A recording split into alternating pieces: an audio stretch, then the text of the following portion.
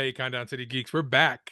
And today we are going to be interviewing someone that introduced me to a set of brothers that were such badasses. And if you don't know about them, I don't know where you've been. Boondock Saints. Um, you have to have watched this by now. Part one, part two. There's been a comic that went out as well.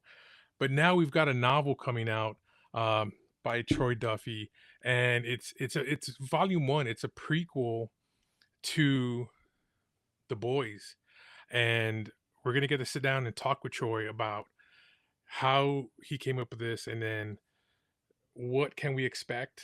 But I'm not gonna wait any longer. Let's get this gentleman in the room and let's chit chat. Hey, Retro, what's happening, buddy? What's going on, sir? This is such an honor to sit down with you. I have been following. I mean, at one point we were going to get a TV show. Uh-huh. And first question I want to ask out of the bat is that how much is this kind of similar based off what was going to be on the show, and or is this kind of different from that? Very similar. Very Oh, similar. okay. Of course, you get to go roll a lot deeper with books. I mean, that's why they say the book's always better than the TV show or the movie. You get to Yeah. know that this is a very, very deep personal journey with the brothers. So, yeah, but the TV show, there's a fun story about that. When I was negotiating the film deal for 3, I was also negotiating just out of the blue, just happens sometimes, a TV deal with Universal Television. And I thought, because what the TV show is and what the book is yeah, it starts in an origin story, but it gets to pretty much the brothers are in Boston. They're just in present day rather than slightly back in the day, and it kind of a whole new story from there. So I thought that as soon as I got the both deals to where the dotted line could be signed, I disclosed to the parties. The TV guy said you can't do a movie. Movie guy said you can't do a TV show. They both looked at it as competition, even though kind of different stories. There would be 2 new young brothers in a television show, recast, and it's contemporary and present day. And I thought the movies could go off and live on their own over here, but I had to make Sophie's choice. So those fans want to see those boys in their pea coats killing bad guys, so I had to go with movie. But there's still a chance we might see a TV show at some point. Well, this novel, as a fan of comics and novels, this from as soon as you start reading it, I mean, you already start off with scripture, first line.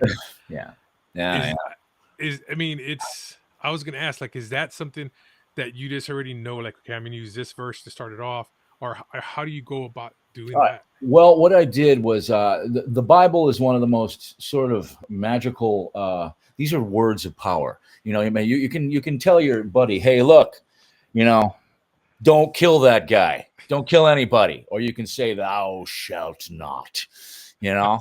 And I read it from a very young age. I was an avid reader when I was a kid. But the Bible was one of those things that just these words seem to have a preternatural, magical meaning, always have. And even though my faith has waxed and waned over the years, I recently reattained it. Um, these are special words. So what I thought was, every chapter in a book, in this case 45 chapters, in Boondock Saints Blood Origin, has a theme, right? There would be multiple quotes, Bible quotes, in multiple books, from Deuteronomy to all the books of the Bible, that would encapsulate the theme of the chapter. So it's almost like one of the coolest things about Boondock fans is, or the biggest, one of the bigger compliments they give is, like, I see something new every time I watch the movie, and I've watched it like 50 times. And this is one of those things where, like, yeah, when you go back and watch something again, when you go back and check the chapter, the top of the chapter, after you read the chapter, you realize what that quote was about. It seems like, just some cool, badass Bible shit off the top, Isaiah 4:11, blah, you know, Yeah, and then you read it. If you go back, you kind of hopefully go, oh, that's what that was, you know. yeah. That's true, and that's why as soon as I read it, I'm reading the first, the first line, and starts going through. And I don't want to give out spoilers, guys. You need to go get it. It was available, I think, before September on Apple, but you're able to get it. I think it's October 21st. October 21st, coming up here in about 2 weeks or so, maybe a little bit longer than that. Right now, what fans can do is they can get the electronic book and the Yeah. audio book on Amazon and Audible. But it's a pre-sale thing. You can reserve your copy now, and it drops in your box on the 21st. Yeah, I'm a hardcore. I'm a book guy. I have to Yeah. have hard copy stuff. So Oh yeah. yeah, I'm one of those people. I'll do digital when I have to, Mhm. but I prefer to have that physical hard copy. It's just something. I don't know. It's just something about it. Just Yeah. having it in your hands. Me You know what I too. mean? Nostalgic. I do the same thing. It was funny because I was having a talk with Rocco. I did his chat. I narrated the audiobook, right? We should Yeah, talk that about I want this to try. because that's freaking crazy good. I called up Rocco on him. I'm like, hey, I'm gonna send you your your intro chapter because he's in the whole thing. Once the boys get to Boston, they Yeah, meet Rocco in this really wild way. But I wanted to show him his intro chapter. It's called Rocco, right? yeah, It's chapter whatever, 13 or something. And he's like, I just need a book, I like, can I read something? And he knew what audiobooks were, but he listened to them on cassette tapes in the 70s. I'm like, Rocco, just listen to it and call me back. And he was almost like fighting me on it. I have no idea. Rocco's the funniest dude ever. And so he calls me back and he's like, oh my God, they're doing this now? It was like he didn't even really know what an audiobook was. And he just really, really enjoyed it. And his intro chapter, it's funny too, because the reason the story is in here in my head so well is because over the years, fans have asked me all these questions, that some of them are right on the money. Did they choose or were they chosen? Is this God or not? I can see that. But then they'll be like, what was their, how'd they grow up? What town did they grow up in? Do they agree about killing? Is there dissension between them? Have they ever had an art? Have they ever actually gotten in a physical fight together? And I thought to myself, these are questions like, and one of them was, how did they meet Rocco? Right? I constantly getting yeah, it.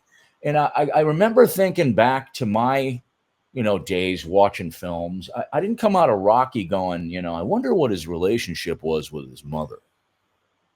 yeah, We don't. I don't. I've never thought like that. But it was one of the things that got me to understand that this fan base just looks at these two guys. I mean, your intro was kind of perfect. These two brothers are taken very personally by the fans. I mean, I can tell you a thing like there's 3 bars in the world. I don't have anything to do with them. There are Boondocks themed bars. There's one in Tokyo, Japan, which is also a restaurant. There's one on Red Square in Russia called Boondock wow, Saints. They got 4-inch thick tables, and inside they're glass tables, and inside the glass they've laser etched all the bodies from the Russian suite with pennies in their eyes. They wow, made their own version of a gun room out of decommissioned Soviet firearms. And there's one right here in the United States. It's been opened for the last 20 years called the Boondock Saint in the French Quarter in New Orleans. I went in there one night. They took real good care of me.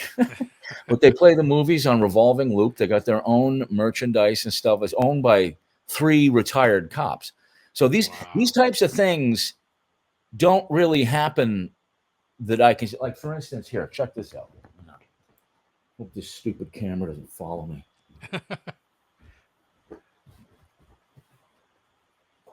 Check this out. Oh, See wow. this? This is a Boondock Saints Oh, wow. motorcycle club, right? And they sent me a cut. I'm an honorary member. The first mother chapter popped up in Cape Town, South Africa. Second in Johannesburg. The third's in Belgium. And there's going Wow. to be a fourth and fifth, one in Spain and France. By the end of the year, there's going to be 200 full patch members of the Boondock Saints MC riding all over Europe and Southern Africa. Wow. You know, and these are the things. I mean, like a lot of. I'm sorry, this damn thing. A lot of fans don't know about all that, but they also feel it collectively. I mean, we're probably one of the most tattooed films of all time. I mean, you just Google it, it comes over like 1.4 million people with the tattoos. We just recently did a contest on a fan site, and this guy's like whole back was just this big Boondock mural, so he won. He won the prize. But so I, over the years, the way the story got into me for the book, and of course my instincts as a writer were like, you got to go do a book, man. You know, the way the story got in there was all the fans being so curious about and having all these questions that I had to answer in my head over the last 25 years. This is going to be a book series. I'm going to be writing these forever, Wow. and doing the audio book too. I mean, and this first time out, I wanted to give the fans, a lot more bang for their buck. I mean, they've been waiting for, wow, Yeah. 25 years. They've gotten 2 movies, roughly 4 hours of entertainment. The audio book alone is almost 22 hours of my voice narrating along as you go, but I can kind of do accents and all this stuff. So it was fun. It was a huge undertaking, but it's the same. A regular audiobook is like 6 to 9 hours. Ours is 22, and it's just the same. I was like, you got to keep it the same price. At this point, fans like they need a nice fat Christmas present and a love letter from me. Here you go. It is gore. I mean, like I said, I can't wait to see how the book looks, like the physical. Like, okay, Yeah. so I know they have jackets and stuff like that, but so Yeah. I'm the one of those type of people. If I'm reading, I take the jacket off, Mm, and then sometimes they have that embroidery on it, or like yeah. a little gold or something, depending on the what you're reading. But those are little things that as a comic book reader and Yeah. novel reader, it's just so cool because you don't want to mess up the jackets, and so that's why I'll take them off and then I'll just read them like that. But it's something about that it takes you away from reality. But at the same time, these characters, when you created the first movie, when I watched it, and Whoa, whoa, whoa, whoa! How did you look? Do you tell me your story? How did you first see Boondock?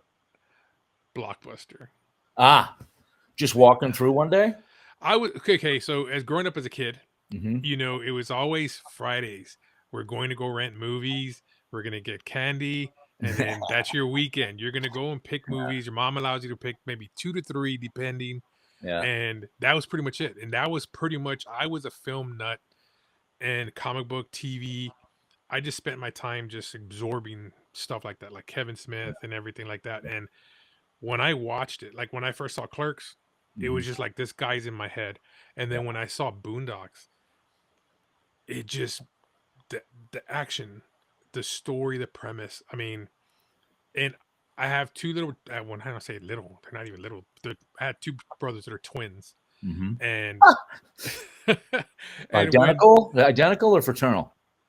they're somewhat identical, not fraternal completely, but they Mm-hmm. look kind of each other. You Yeah. can you can tell the resemblance. Okay. And when they became of age, I showed them the movie, and Mm. then my parents adopted 2 other boys, and same thing. Once they became old enough, I introduced them to the movies, and all 4 of them are like when I messaged them yesterday and I said, "Hey, I'm gonna get to interview Troy, the creator of Boondock Saints," and every single one, if I could pull up that text and show you, Uh. one of them, what the fuck, and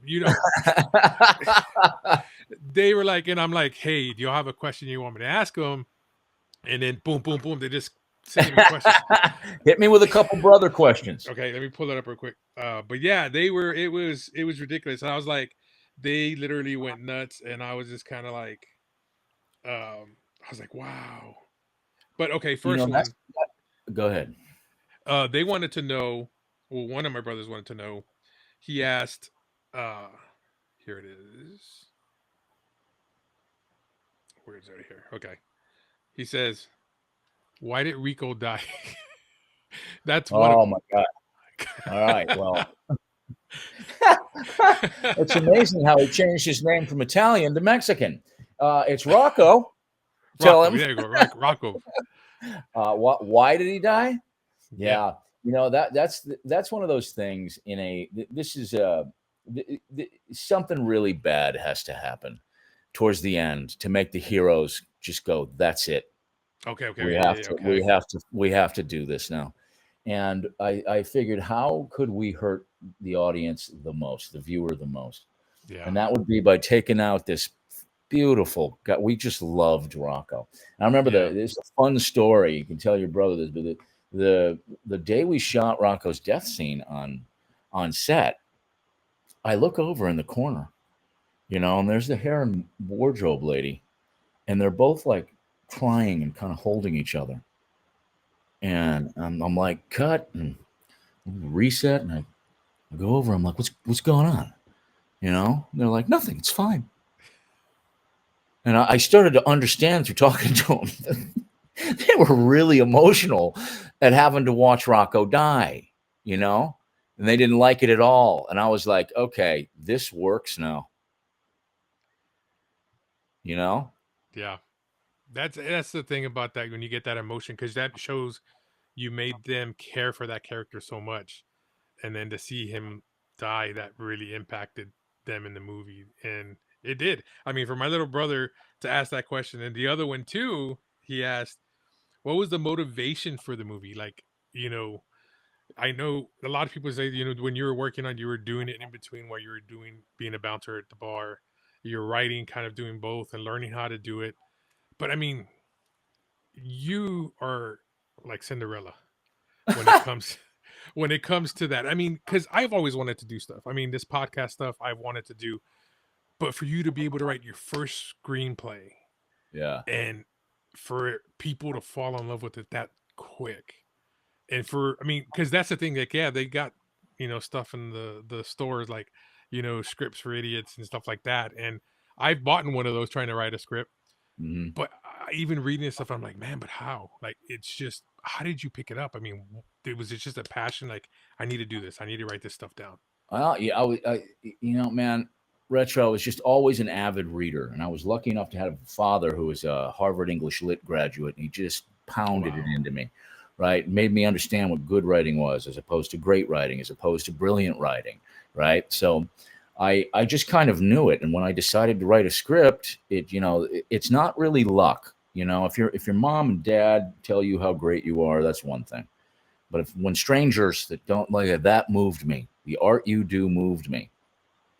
That's kind of what you're looking for. So I Yeah. had it in me. Didn't really think of that as a career or anything like that. I was in LA to be in a rock band. Yeah. And we were able to get some of that off the ground too. But the writing bug was always in me. Was always a part of who I was. And you know what I did to learn how to write a script? I talked to a buddy of mine. I was like, get me a script that's been made into a movie. And he found me The Bear, which was like, what the hell is his name? Robin Williams movie, The Bear. Oh, yes. I remember. Yeah. You talked. Yeah. So I just read it and copied the format. I didn't even have a computer. I rented one every weekend. I wrote it down in notebooks. I rented a computer every weekend and then just transcribed it. Okay, give me another brother question. Okay. Next one. And then you kind of somewhat mentioned it about the phrases. Hmm. Like okay. Why was religion such a big role for the brothers killing? You know what I mean? You kind of brought it up, but at the same time, I guess. Yeah, there's two reasons for that. One is the visual candy of sort of Catholic ritual is something we just love. We love that. We love the missionary priest with a shotgun underneath his halleck, and so that was like sort of visual candy. Second thing I wanted to do was make the brothers. This isn't like kill the guard to get Yeah. past and get to the evil guy. They take out bad fucking dudes and they do it and it's not a nonchalant thing for them. This is an important thing for them. So I mean the idea of ritualizing the bodies with pennies in the eyes, hands crossed over chest, praying over them, and their prayer of execution before they do it. They're basically saying, we're sending you home because you can't you can't be part of the gene pool anymore. You're too bad. You crossed the line. Yeah. So I wanted to give it like there was sort of a belief system to what the brothers are doing, so that they then they don't take it lightly at all. It's almost like if you had to pick, vigilantes in your city, you'd want them to be guys like this, that Yeah. that weren't like you know uh, that took it extremely seriously and understood what they were doing. Yeah. And that's how I took it too, because it's like, I don't know. I think we all have it in us that, as human nature, that people who do things like that should pay. Yeah, Um, and but as because of everything in the world, we can't do things like that just out of the blue. yeah, yeah, But in this movie, you're able to see someone actually do that, and and that's one thing about these brothers. At the beginning when I'm reading this, spoilers, guys. This is a little spoiler. They're held up in the jail. They're both together, and it's kind of funny what's going on, and mm, and it's funny on the wording you put on one of them was like, oh, I saw this on TV on like how they do it, and the mhm. detectives and ask the question and stuff, Yeah, yeah, yeah. and I was just kind of like that. I like that. I like how you're like, oh yeah, I'm like they weren't budging. They were just literally, Yeah, two 13-year-old boys getting yeah, shaken down in separate interrogation rooms by the cops, and yeah, thinking, like Connor and Murphy, thinking like, this is, on TV, this looks cool, yeah. but it kind of sucks. That hooked me. And then when you have their mother coming in and the Yeah, way their mother was, yeah. I was just like, that's like my mom. My mom Mm. would do that. Oh And I yeah. was just like, oh, I love this. And like I said, first page, I was hooked, and I just kept on reading and reading. And I'm like, it was around 1 o'clock, and my wife's like, "Are you going to bed?" I'm like, "Well, I don't want to." And she's like, "You got to be at work in the morning." And I'm like, it's So I it is got so good. I got Yeah. Retro Ray. I got Retro Ray. Yeah, the thing is too, like you can dig down deep into the characters. You're going to start finding things like Rocco is now a multifaceted character. There are things that you don't have time in 2 hours in a movie to do with a character. Oh wow. You're going to go diving deep into every character, including the brothers. You're going to start finding out what their differences are. Mom, this is a bit of a spoiler. Mom is sort of the keeper of the dark secrets of the MacManus clan. She knows a whole lot more than Oh she's saying, and you find out a whole bunch of stuff. I mean, because one of the aspects of this book, there's lots of themes. We love the vigilante theme, the God v Man theme, yeah. truth and justice theme, brotherhood theme. Like, these are the ones but we've brought in new ones. Now we're going with blood and legacy, family legacy, right? Yeah. And think about what their father did back in the day. He killed mobsters, and they never knew him. And so, Wow. how is it that they followed in his bloody footsteps without ever knowing the man, right? And their mom refused to tell them anything about the guy. Wow. And so, but they knew that his last location was Boston, so they're coming here in part to find him or what happened to him. So imagine that. Imagine one brother who may be more spiritual, the other one who may be more like everybody else, kind of wrestling with faith, and he'll stand up, sit down, hold hands, do all this stuff at the church, but he's always wondering, is it real? Did all that stuff happen? Is there a God?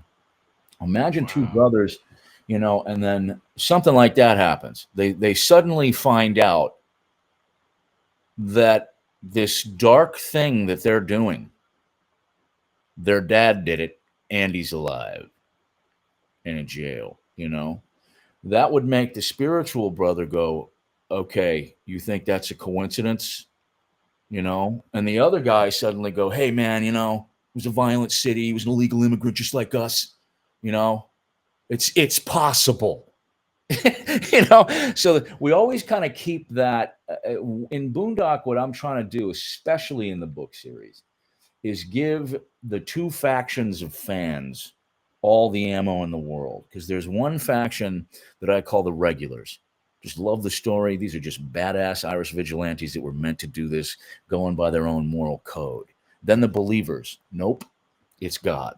They were chosen. They didn't choose, they were chosen, right? But if you look even at the craziest thing, if you look at, say, the toilet scene, as extraordinary as that was to watch, Yeah. it's all possible. There's nothing impossible about that. A man can pull a toilet out of the floor and jump off a 5-story roof with it. That can happen. But it just is on the edge of miraculous. And then there's a couple things that, wow, the toilet hits one guy and he lands on the other.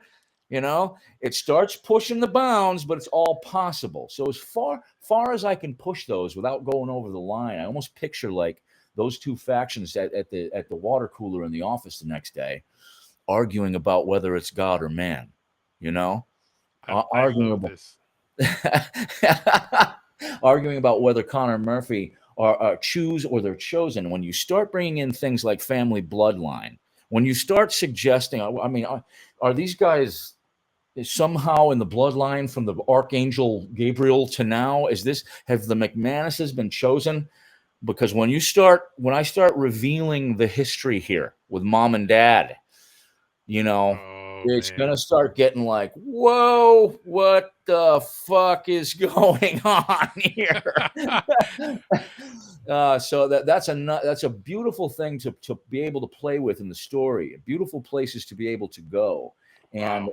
digging into the characters much deeper than the established characters, but then bringing in new ones like some of the bad guys. There's a few bad guys here that go right, but I go into their past, into their story, into their lives right now, and exposing all the weaknesses of it, and almost make you understand them. I find like the best movies I like, or the best bad guys in movies I like, are the ones that come this close to convincing you. You're like, I hate that guy. He's a bad guy. And then he explains himself, and you're like,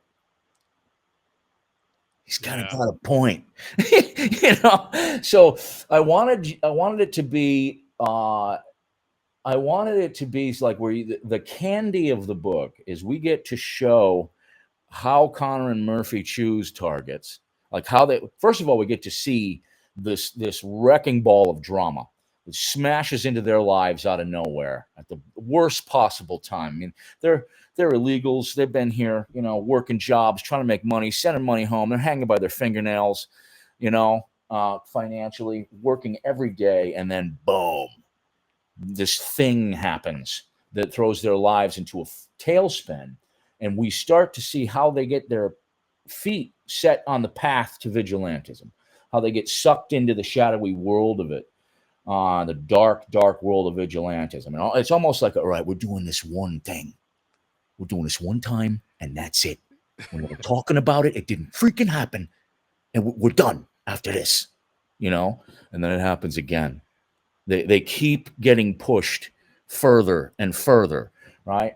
So that's what Boondock Saints Volume 1 is. It's adding legacy, but showing a deeper, more personal journey with the brothers as to how they could possibly get to the point where they're doing this crazy thing, right? Because, like you said, we all think it. Who hasn't said, I'd go kill that guy? We don't do it, Yeah. but they do it. They take that one. They almost do what we wish we could do, right?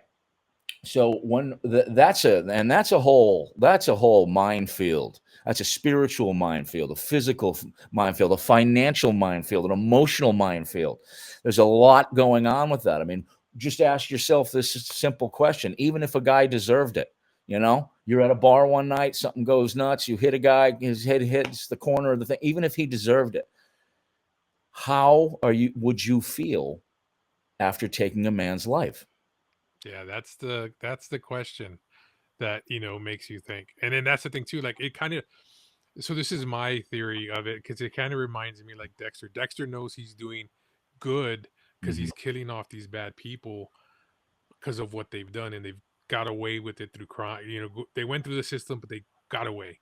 mhm. And he's like, no, this has got to stop because this person is going to continue doing it. And this is the same thing with the brothers. That's they're like, we need to get this guys off the street. If not, this is not going to stop.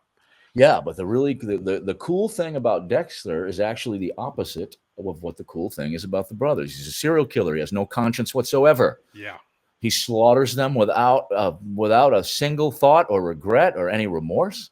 And that's the cool thing to explore a character like that. The cool thing about it, his father, his legacy was his dad knew what Dexter would become, taught him how to take that inner animal bad thing and turn it into something good by taking out bad people, right? It's the opposite with Connor and Murphy. This Yeah. is all about spirit and soul. We cannot, in good conscience, allow this man to continue breathing the same air as our children. If we allow him to go, there's just more people that are going to be exploited and killed. Everything this guy stands for is evil. So when they decide he needs to be taken out, they're basically like giving it up to God. Yeah. You go deal with it. You go get judged and you do your thing. We're sending you home. What happens there is on you. We're Yeah. doing our part. And they take it very seriously. This is a holy act to the brothers, even though they may look at things very differently. Maybe one of them is more spiritual and one of them's not quite like that. One of them struggles with his faith like most of us do. And then all of a sudden, you're going to have something that happens that switches it. And suddenly the spiritual brother Oh, loses his damn. faith. And the non spiritual brother goes, I can't think of anything that explains this other than God. You know, that's going to be, I get to play with that, man, until the cows come home. Wow, man. That's the best part. I mean, like I said, when I'm reading the first one, and I wish I could say more, the one they go after at the beginning, where they are following this pedophile, Mm. that was basically, I was like, man, for a 13-year-old to at that point in his age to know, like, hey, there's these bad people. I'm looking forward to see their origins and find where they first got the religion part of it from. Was it from their mom? Was it, because that had to be taught onto them from someone, and that's what I want to find out. And I'm really curious. Yeah, the funny thing is with twins, it's great, and with brothers, it's great because you have two characters in which like your brothers are the same as mine. We are opposites on everything. We disagree about everything, right? And yet, we'll kill and die for each other. That one thing allows me to explore both sides of every issue inside those two characters because you can almost pick whose team you're on per issue that they're dealing with. It's like Oh if wow. one of them kills and goes into a downward spiral of faith as a crisis of faith, and the other one kills and sleeps like a baby, doesn't even think about it. Imagine what that does to their relationship. Now we're in our 20s. We've been basically sleeping in the same bed since we were born. We do the same things, eat the same food, have the same pressures. We're together all day, all night. How could we be so opposite on something so seminal as taking a human life? Wow. you know so Yeah. that's where it gets super saccharine interesting to me. That's where fans are going to start finding out different things about the brothers, how and new similarities as well that go way deeper than the movies did. But the differences are something that is played that I love playing with, and Wow. eh, yeah. So that was and the twins too. Sort of the everybody kind of knows about twin telepathy and all this stuff, but I dive into that, and there's a little bit of it at play right in those first pages when the brothers are in separate interrogation rooms, you know. Yeah. And to a fan, and just because you don't have to know Boondock Saints. This is for crime thriller readers as Oh well. yeah. They're But gonna love it. If they don't know about Boondock, if you're a crime reader and you just starting to read this and you're like I told you, that first opening thing, the scripture that you put in there, uh-huh. and it's just like, and then you start reading down, and then yeah, that alone catches you, and then if you're that type of fan and type of novel, you're gonna be hooked, and you're not gonna want to put it down. And that's what I was gonna ask you about. That was, this is Blood Origins Volume 1. How Mhm. many volumes do you say that we're looking to have? I'll be writing these the rest of my life, man. This is Oh, going to be a nice. book series. Count on at least six that I've already got planned through. Oh, You know, wow. and so yeah, I'll hopefully if once a year it'll be that Boondock. You don't have to wait 10 years in between stuff to get. You know. Oh, yeah, that's a thing. So for me, it's this is a cult. Like literally, as God is my witness, every year we watch Boondock Saints and Boondock Saints 2, All Saints Day, on St. Well, Patrick's like Day. on St. Patty's, yeah, Yep. yeah. There's a lot. There's a lot of that. There's a lot of that, man. Yeah, God. it's just you don't. This is one of these movies that you don't get tired of watching, even though you already know what's going to happen. You don't get tired of watching it. You can even on certain scenes, you still your mind's blown. Like it's just it's hard to explain in a movie buff. Like I can watch Clerks over and over.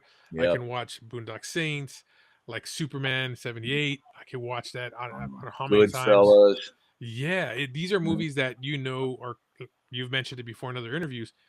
You never thought this would be a cult movie, especially since it didn't get such a big theatrical release, Mm. and it went to blockbusters. Because I think you stated it was only released in a theater in California, right? One in And one in California, Boston.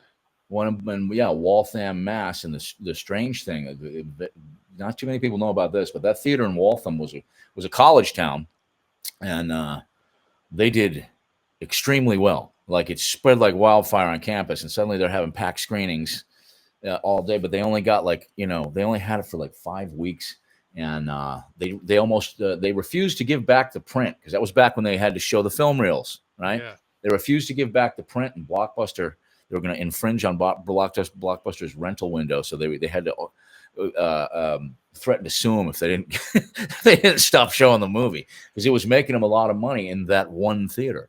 But yeah, we were essentially banned from theaters because of it happened. It was just bad timing, but it happened right when Columbine did, and I Oh, don't know if that's you right. remember that. That was when they were halting production of anything that depicted violence. They were pulling stuff off shelves. That's right. And Boondock was just considered like this, like we were blacklisted. He's like, you got two characters in trench coats the whole time. It was a trench coat mafia thing. There was two young men that did the violence, and two young men here.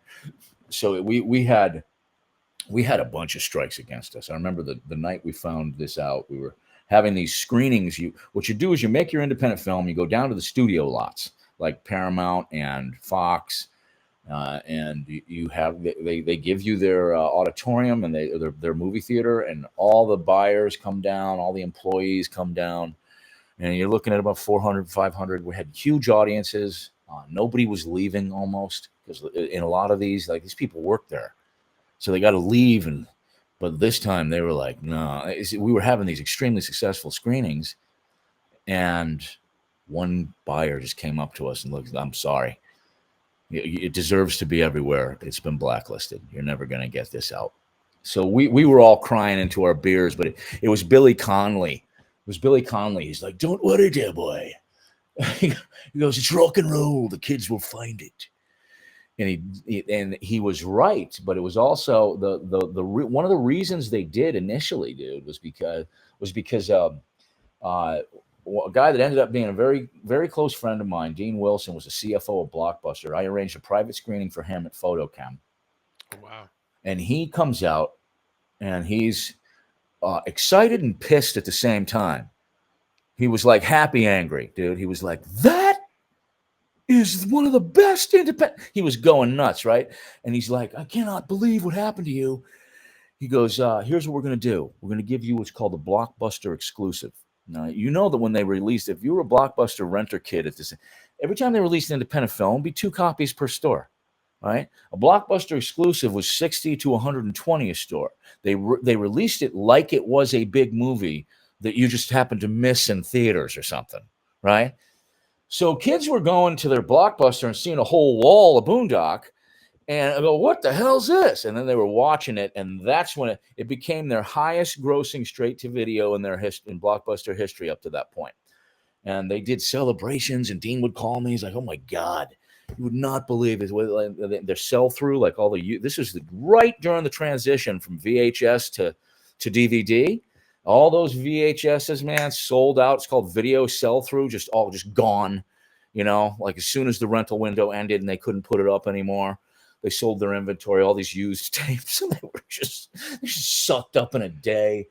And yeah, so like the first initial fans, their reaction was, "You motherfuckers in Hollywood finally make one we want to see, and you don't put it in theaters." They were just like super pissed. But then that became what you did. That became a friend or a brother being able to introduce somebody to it and go, "No, no, you're watching this. We'll see. We'll see what you have to say." And creating a new fan and a new one and a new one. It was almost like this club, Yeah. that was being created by the kids, underground grassroots thing. And it was the coolest thing too, because we didn't feel it. I mean, the actors did. I remember there was a really funny story Rocco told me about the first day he got recognized at the supermarket. I'll give you that in a second. But I'm like the first time I started realizing, something's happening was when I was at the gas station. It was on my biker. I was filling up my bike, and this kid rolls up on a bicycle by like candy, and he had the tattoos, Boondock tattoos on, right? And I was like, "What? Is that from Boondock Saints?" He's like, "Yeah, great movie, huh?"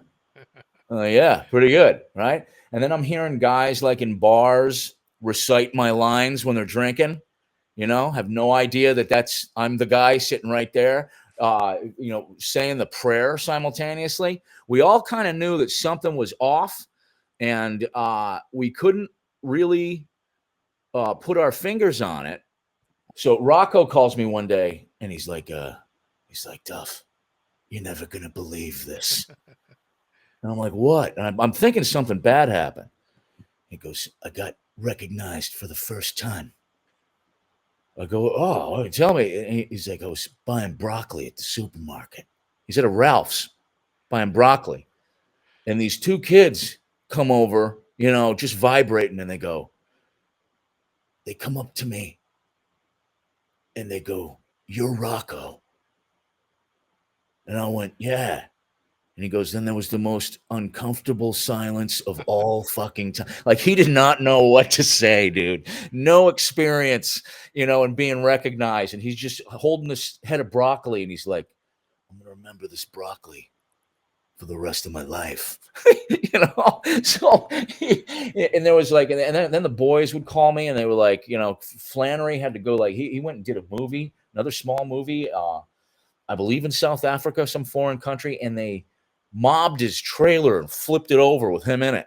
All these all these Boondock fans. He had to get like special security the whole time he was there, and nobody in production picked it out. They were like, they didn't know that this had happened. It was so underground popular that like our minds got blown. Like I once went to this thing. We were now we're telling I'm telling stories now. I probably shouldn't be. We went to this thing. The boys were doing like this company called me up and they're like, "Hey, look, there's these things in hotels, these events, like some cons, the early cons, and like they all these famous people and people from TV shows, and they set up tables and they signed like they're." So I hooked him up with the brothers, but it happened to be in New England in this castle, this hotel that was had a huge event center in it that was made to look like a castle on the outside. And I was going home for Thanksgiving, so I figure I'm going to pop in, right? And as I'm walking in, there's this long ass line going outside the event center and all the way around. I'm like, wow, this is a popular thing. But the guy's taking me in, right? And my wife at the time, we got the little lanyards. And I followed the line in, boom, all the way to Sean, Norm, and Rocco. The whole thing. They were just, and like there was like a lot of people there for everybody else, and I remember at the time there was this show called True Blood, and there were it was a huge hit show, and my wife asked me, she's like, "Oh, it's True Blood." She was such a fan. She's like, "Go get somebody's autograph for me, anybody, I don't care." So I go up to one of the dudes from True Blood, and I'm like, "Hey, we're from Boondock Saints. I'm the guy that wrote and directed it. And could I get my wife get your signature? I'm like sort of behind the tables. They know I'm like associated with some. And the guy's like, who the fuck is Boondock Saints? They were all pissed off because we were getting so much attention. Like these people were, this is like the first time they got to see Sean and Norm in public. And even Sean and Norm are blown away. They were like, hey, we don't even know what's going on right now. This is crazy. And from that point on, they went and did all those on their own, and it really, really communed with fans, and yeah, that's the kind of the cultiness of it is something that's I've often said that's the coolest word in film. You Yep. do a cult classic, you pretty much can die a happy man. You did what God intended. Because I mean, and really what a cult classic is a movie that sort of Hollywood missed. I would actually consider the first Star Wars a cult classic. They thought it was just going to be a huge flop. Yep. It's a film that Hollywood missed that the fans got big time, right? Even if you go back to films like Easy Rider, Yeah. you almost can't really like, how did a studio guy watch that movie and not get it? It's a piece of shit. Right off. Are you kidding me? Fucking, oh my God. It's like the one thing you guys are supposed to be able to do. Know a good movie when you see it, you Yep. know? That's the So, truth. yeah, and there are all kinds. I mean, like, what's that one where they throw the toast at the screen? Like the biggest cult movie of all time. Trying to remember. Um, all the crazy characters, the guy, the barber, uh, I'm trying to think. all the fans throw toast at the screen. It's playing on theater screens, at least in countries all over the world. Rocky Horror Picture Show. Okay, yeah, I was like, Rocky Horror Picture Show is the biggest cult film ever made. It has grossed more than Titanic because it just keeps playing over and over again and never dies. And it's totally not maybe our type of cult film, but there's a whole bunch of people out there that identify with that, and yep. it's a pretty fun watch. So you can have all kinds of cult classics out there in all different genres. But this was almost like, I mean, what are the highest grossing movies? It's the vigilante movies. It's good guy versus bad guy. Black cowboy hat, white cowboy hat. Those Yeah. that's the hero's journey is the oldest story since time immemorial. It has worked, and in that way, Boondock was a very old premise, right? We're doing what everybody from Charlie Bronson, and all the revenge. You killed my family. I'm coming and tracking down all the vigilante things, and that, by the way, is what all the superhero movies are. All a superhero is Yeah. a vigilante, you know. And so we were an old premise. We just put a new spin on it, you know. And it's just in the voice too. I mean, the voice, the accents that they're supposed to have, Mhm. that just tops it off. And then, so on this book, are you going to do a tour by chance? Are you going to do like, say, a city tour where you're going to do a signing or anything like that? Is that something that you'll be doing? I expect we will, because what we have to do is, get again, the pub date is October 21st, coming up in 2 weeks here. But the fans can reserve they can pre-order right now just on Amazon. Go and get the audio book or the electronic book. But the idea here is, let's get those out, and then kind of we want a hardback and a paperback, and I want to put all the little bells and whistles on there that you were talking about, because I think exactly the same. I have books that are in my little collection. Like, I've bought books that are like from the 1800s, you know, little 6-book collections from the same author. Yeah. And I love books. If there was like something we can do to make it look older too, like almost like a leather bound tome, that would be cool as hell. So yeah, I want to put some real thought and oomph into that. So I'm just throwing this out there because this is just me. Give me ideas. Give me ideas. Hit me, retro.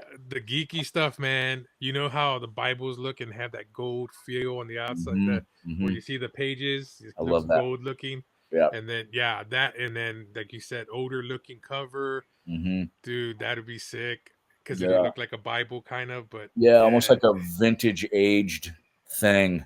They yeah, did a real good job in the Lord of the Rings trilogy on that. Those books, that green that they use with the gold on it, they're just beautiful. And if yeah. I start making well, you know what I got to figure out? Maybe you can help me with this. Have you throw this by your brother? What I got to figure out is like what I love is like seeing a book series, and on the binders as they're on your Oh shelves yeah, yeah, yeah, there's yeah. one different thing. You could say like a Roman numeral 1, then 2, then 3, something like that. But I was also thinking of some kind of Bible quote or Bible icon, like a little graphic Dude, of, like the sword of destiny, or the nails that Christ went through Christ's wrists, a cross, a Celtic cross, all the religious icons that we know, the Ark of the Covenant. Just one yeah, little graphic that's different on each something. I'm searching for something here because I want them to look spectacular. I want like when like a fan that's waiting for this every year, they want that book and they want to slide it right in there and just watch the little library piece grow, and yes. just not let anybody touch it. They get so catty about it. It's almost like me with my guitar. I have this one main axe, which is a Gibson Les Paul that I've done a lot of work on. There's a bunch of Oh brass wow. work that I did here, and I engraved a bunch of stuff and put black leather on it. I don't get too nutty about it, but I don't really like people touching it. And it's it's funny, like when they do, like even when I have guitar player friends over, when they do, there's this one little part of me that's like, just put her down and play that piece of shit right there. That's what I bought that piece of shit for. See that black guitar hanging there? It's an Ibanez. It works fine. Uh, But you got to touch my baby like that. oh man, that no, that I picture it. I mean, even like this is just me thinking out loud because I'm a geek like this. Mhm. Um, the power of three, the Trinity's like it's on Thor's hammer. Yeah. The Trin, Yeah. Yeah. Yeah. Yeah. yeah, that Hmm. power of three because you got Rocco and the two brothers, the Yep. three. Yep. Yep, That would yep. be And cool I too. did a biblical quote about that, like a three thread cord is not easily broken. That was kind of the Rocco's intro was that. So like when you went back and read that biblical quote, you're like, oh, it's not just two anymore. Now they got the rock. It's three. That's what that quote was about. Dang, nice. See, and that's see little things like that, like us geeks that analyze that stuff. Those little Easter eggs like that, that's what we love, and that's what sells it for us. Oh Uh, man, and I haven't really even we haven't talked about this yet. You just reminded me. There's a secret code in the book for Boondock fans. You're going to see things that you recognize that come from, like, say, maybe a different character, right? And we construct entire story elements around it. You're going to see things that you recognize from one. It's almost like we've woven into the tapestry of this some of the same story elements, but completely re-engineered them, right? So a fan's going to get, hopefully, this is what I was going for, that nostalgic sense. Oh, we're about to re-experience this scene from Boondock that we know and love, right? And then when you wow, go through it, you actually get a brand new experience because everything that leads up to it, everything that all the outcome, how it happens, what the brothers are thinking while this is all going on, it's all in there. So you get a boosted experience. What the book really does is takes Boondock to the next sort of times 10 level. You can now have a much deeper journey with the brothers. And here's a story that's never left my head. Um, I used to hate getting biblical sized emails from fans, right? But I'd always kind of muddle through and try to hit them back. This one dude, I couldn't stop reading it. This lady, she's got her sons. They all love the movie. They introduced mom to it and didn't realize she fell in love with Boondock. So every day she puts it on. Mom puts it on after they go to school. And while she's doing her housework, it's just playing in the background. She's vacuuming. She's doing all this stuff. And I go, I read the whole thing. And I hit her back and I'm like, why would you do that? Why would you put Boondock on the TVs, right? And then just like not watch it. Like it's just like buzzing in the background. And she goes, because sometimes I just want to be with the brothers, Wow. which was the most simplistic thing. And it just kind of hit me right there. That was the first, these were the first inklings of me understanding how people took these two brothers much more personally, than the normal characters that we like in movies. There's been some good brother, pair ups in movies in the past. It's just for some reason this one really got to people. That and I think a lot of brothers and sisters, because I had three brothers and a sister. I think there's a family vibe to it that is very No, there unique because is. you're not really seeing, mom and dad and family. This isn't a goddamn family drama, but there's a part of it that is, you know. All the time I see brothers who watch this who kind of recognize each other in the MacManus brothers, and they're like, "Hey, we do that. We fuck around like that with each other," you know and for some reason, that becomes a much more personal thing uh, to this fan base. That's at least one of the reasons I've been able to figure out, anyway. Well, see, so okay, I'm thinking out loud here, man. This is just me seeing the dad come out in the movie and everything, and it's like, wow, and then everything. I was just like, wow. But one thing and this is just how I saw the movie after. I was like, man, I want to know about him. I want to Mm, know about how he is. yeah, And so, is there any chance? Are we going to get some story on the yeah, father backstory? yeah. You haven't gotten there yet. Like earlier, you asked me that question. Like, is this kind of the TV show? And pretty much yes. Okay, That okay, that okay. TV show story is in here. It rolls far deeper because it's a book. But the thing we added in here was legacy, family legacy, and bloodline. Right, the brothers. There's all our big themes, but then our sub themes start to overtake. Okay, one of the reasons the brothers go to Boston, they choose Boston, is because that is the last known location of their shadowy father. Their mother didn't really give them much information about at all. Yeah. You know, and that this created something within the brothers. Upset with their mother. Every young man wants to know, has the right to know where he and who he came from. Right? So one of the things we're doing here is the brothers are on a clandestine search for their dad, and very strange clues start coming up.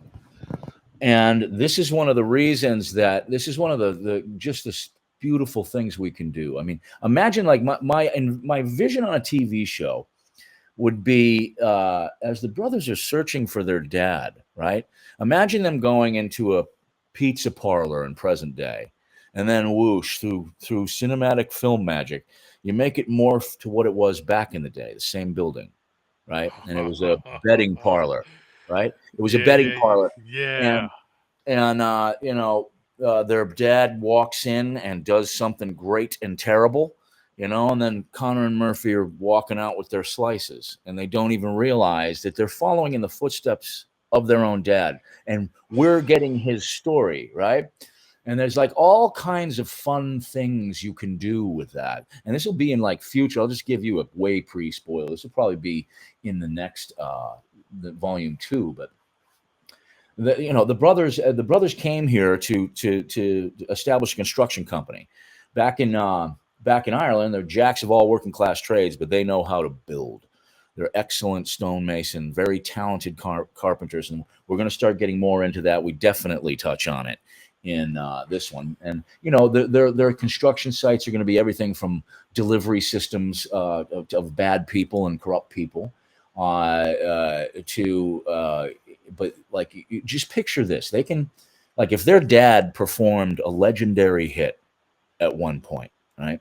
Yeah. And one of the bullets was lodged into the floorboards, right? Almost every place in Boston is historic, right? Well, You can't touch anything, I right? was gonna bring that up because I went to Boston when I went to see the Patriots play, Yeah. and as soon as you said that pizza parlor thing, Yeah. those buildings have been there for years, so I Yeah. can see, Oh, yeah. okay, between this period and this period, yeah, it was this, and then modern time they converted it to a Starbucks or a some type of thing like that. Nah. And as soon as you mentioned that, because I was admiring the historic Boston. I went to where they film scenes as well, Oh, yeah. Yeah. and it just the stuff that y'all, so I could see that. So that really sells it for me the way you're explaining it, Yeah, especially. Yeah. these are the things that can bring people so far deep into a story and get them so hooked. I mean, I'm imagine like they're having to replace historical floorboards that can't be salvaged, and Murphy pulls a bullet out, and he just thinks it's cool, puts it in his pocket, and doesn't even realize he's carrying around a bullet from one of his father's legendary hits, and he has no idea about it, but we do. And all it Wow. does is make the audience want to go get them together. When are they going to find out he's alive? How are they going to get him out of there? Oh my God, the three of them have to do it. Father, Son, Holy Ghost, form the fucking Trinity. Let's go. So we're just going to torture the living fuck out of them. And then that you're Wow. going to see in volume 1, you're going to see kind of how the prayer came to be. There's a whole history behind their prayer of Oh. execution, right? That you just don't expect. You don't expect it at all, and it's explained by a character that you're also not expecting him to be the one, And you're going to see how they get their first rosaries, those very, very special kind of Celtic Oh my crosses. God, dude. And from whom you're going to see, by the way, also you're going to see that their tattoos are each commemorating a specific event. It's almost like in the first, like every season, they're gonna get new body art, and you're gonna know, right? It's like those. Dude. So the history of Connor Murphy are gonna be on their bodies, And I mean, think about all the millions of fans that have got tattoos, dude. There have been times I've been watching, like Guy Fieri. And the chef he's working with has got a big Veritas tattoo here, or people getting interviewed on the street, oh, there was just a robbery. What'd you see? And they have Boondock tattoos. I see them all the time. And it's funny, like the other day I was checking out at Lowe's, and I got my tattoos, I got mine, and the cashier's like, "Hey, check this out." And he raises up his hand. He's got Veritas Equitas under here. And he's like, "This is a great fucking movie, huh?" I'm like, "Yeah, awesome." Only if he knew who you were. That I dude. I almost never tell him, man. There was only this one time I did, and that was it was a Marine who just happened to be his baby was born prematurely, so he was sitting there praying to God that she would survive. She's in an incubator. I saw him outside the supermarket, and he asked me for a light. Knew I was a smoker, I guess. I lit him up, and I saw the Veritas tattoo. As Oh, he said, dude. I'm like, "So you Boondock fan?" Yeah, and then he explained to me, and I was like, "Oh, we did some bro sharing." His little girl made it. It was fine, but yeah, Wow. I don't really say anything. But there's some weird stuff has happened, man. Some weird stuff over the years. I'll give you a good story. I don't know. We're going way over on this one, but fuck I would, yeah. it's going to start getting dark here pretty soon. There was this my daughter, my 12-year-old daughter. She's got friends in the neighborhood, and I only see her on weekends. Where unfortunately her mother and I divorced, but I get her on weekends, and she's not here this one weekend. And it's in the morning, I'm having my coffee in my bathrobe, watching the news. The world sucks. Everybody's gonna die. Knock, knock, knock. Put down my coffee, go down, open the door, and I'm staring at my daughter's friend from across the way. 10-year-old girl, and she's got another 10-year-old girl next to her that I don't recognize. And she's like, Mr. Troy, that's what they call me in the South. I'm outside of Nashville right now. Mr. Troy, this is Emily, and she has a question for you. And I look at Emily, and Emily's looking at me like she's kind of like mad dogging me. She goes, is it true that you did Boondock Saints? And right now I'm blown away. These are 10-year-old girls. And I was like, yeah. She goes, that's my dad's favorite movie. Oh wow. And I was like, well, your dad's got. She goes, he won't let me see it. I'm like, good. You got a good dad. You got to wait. You got to wait till you're like 17 to see that. So like things like that will just. Yeah, I'm walking on air all day long after something like that happens, man. And they're fairly they're not like all the time, but they're frequent enough to just almost. It's almost like God reminding me, hey, douchebag, get writing. There's all these people out there that want some stuff, man. Guys, if you need to get out there, get it. Okay. One quick thing. My brothers are gonna freak when you just stated that they're carpenters and they work with their hands, Mm, because my father was a carpenter and became an electrician, which mhm. taught my brothers how to do carpentry work and then taught them to be electricians. They're gonna freak when they hear about this Oh because yeah. To me, that was all. They were like working blue collar at a meat park packing plant when we did the movie. That was in the script. But I've always looked at them like if I knew that if I'm going to tell this story, they had to be uh, almost self-taught, excellent stonemasons, electricians, plumbers. They can frame an entire house level and square, fix roofs. This gets them out there into the community, right? This yeah, gets them out there among us. Imagine Connor and Murphy fixing some lady's garden wall, right? It's not yeah. properly irrigated. We got to take this out. They find cool stuff like, there's some black slate right out here in the woods.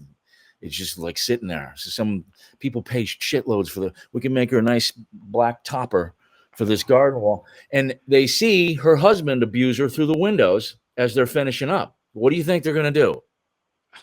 You know?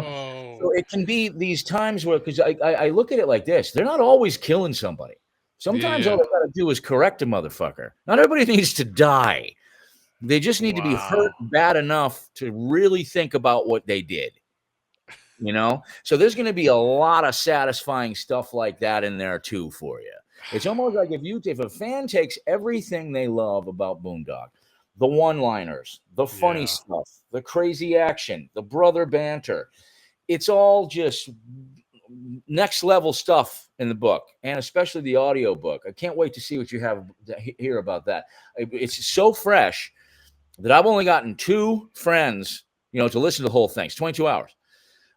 And one of them was like, twice I'm listening to the damn thing and it turns dark outside. And I didn't know, until I had to take a piss. And I was like, oh, God damn it. And I started turning on the lights in my house because they're just sitting there basking in the glow of a computer screen going, oh, oh, oh. So it's getting to be like an experience. The other guy, a guy that like never listened to an audio book, Nick Hall, my friend, he does the Boondocks Legion. It's a fan site. Work with him all the time. He's excellent. He's in Ireland. He runs it from there. wow. He was like, it just feels like Boondock One. He just kept getting the really hard Boondock One vibe. So I'm dying because right now we've gone out to 25, kind of random people on his fan site and given them all because you have to there's like a secret code you got to put in and Yeah. then it gets delivered to you. And dying to see what these have to say. But our first reviews are sort of the audio book anyway, are coming up. So I would love to get you one, dude. Yeah. And you Because I know, listen to podcasts while I'm at work. So I work in medical equipment. I work on mhm, beds. So mhm. as I'm working, I'm listening either to the podcast or stuff like that. Yeah. So I don't listen to radio and stuff. So I just listen to that, and I'm constantly taking in knowledge. But this audio book, my wife has been listening to them, and she's like, you need to listen to audiobooks. I'm like, no, I want to read. But hearing your voice, and then in my mind as we're conversating, Mhm. I'm picturing the verses and the chapters reading and Yeah. hearing your voice read that stuff. I can't wait. Literally can't wait. The highest growth in literature right now by like 40% was audiobooks. I couldn't believe it, but I also knew the ones I loved were the ones where I wanted to hear the original author's voice on that, you know? So that's why I decided to narrate it, although there's a couple of other voices in there. You'll see little moments where I ask friends to do, like, hey, play this guy. They do. But yeah, that was like, I was that unexpected, dude. Doing an audiobook became like writing, directing, and performing in your own personal movie. Wow. It was like a lot of work, but like every time that new chapter came in, fully edited, all the breaths and little ticks and doings taken out, and I could listen to it from front to back. I was like, oh, this is gonna be so great, Oh man. because it just like it feels like it's it gets me back to what the juice was for me in creating Boondock One from the very beginning. The juice for me was those creative discoveries. Oh, hey, what if we put the crime scene first being investigated, and then show the brothers do it in flashback. You realize how much we got from just that one thing. And I remember right where I was when I came up with the idea. I was in line at Starbucks waiting for a coffee. I went, oh my God, that would be cool. Yeah. That's one thing I was going to bring up on the filming, the way you film the scenes. Like just knowing when to do the slow motion scenes and how to know where you put the camera. For you being the producer and working on this film and the way you chose the film scenes and the way things were, you, I feel, were ahead of your game. Where that's what Hollywood needs to do, and they're not doing that. They're just Yeah. staying to norm, and you think outside that box. Well, And I think that, yeah, I was influenced, by a lot of great artists, man. I mean, the John Woo slow motion gun ballet. I was definitely taking a page from John Woo's book in terms of a lot of the slow motion action. Here's a fun story. The dailies straight from the camera go to the company like it's financing. So I'm doing the toilet scene, and they call up my producer, and they're like, "He's shooting super slow motion on everything. You're not going to be able to edit together." Like yelling and screaming and yelling and screaming. Producer comes to me. He's like, "Look," and he's my buddy, and he's like, "Look, they're fucking saying a bunch of bullshit. What do you want to do?" And I realized I had my editor up there, Bill Durandi. So I was like, "All right, let's edit together this toilet scene. Choose a cool." We use the Navy hymn behind it for the first cuts. It wasn't what it was. And well, we sent it to them, and they were like, all right, we're just going to shut up. He gets to shoot whatever he wants. It's like I could have been an asshole and gotten angry. You don't understand my vision. And instead, I was like, hey, just edit together the thing they just bitched about, show them how cool it is. And as soon as they saw it, they were like, okay, we're good. You just keep right on going, sir. yeah, I if I can go more into the movies and talk about like certain scenes, but we're here to talk about the book. And guys, go get it. You don't want to miss out. Get the audio book because trust me, hearing Troy talk, you're going to want to hear him read it to you. It's going to be awesome. I'm looking forward to that part of it and reading it, of course, and having the hard copy because I got to put it on my shelves in the living room over there.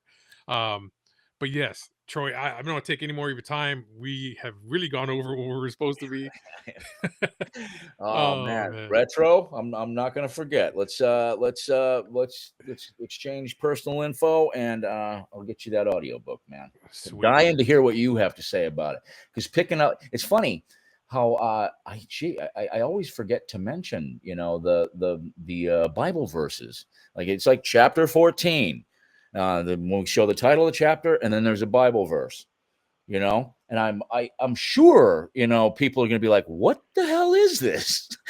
And you were the first one that brought it out of me where I could, oh yeah, I've been meaning to explain this in the 17,000 interviews I've done, not done it once. But I you was the asked first one to about it. ask you that. Oh yeah, yeah. Wow.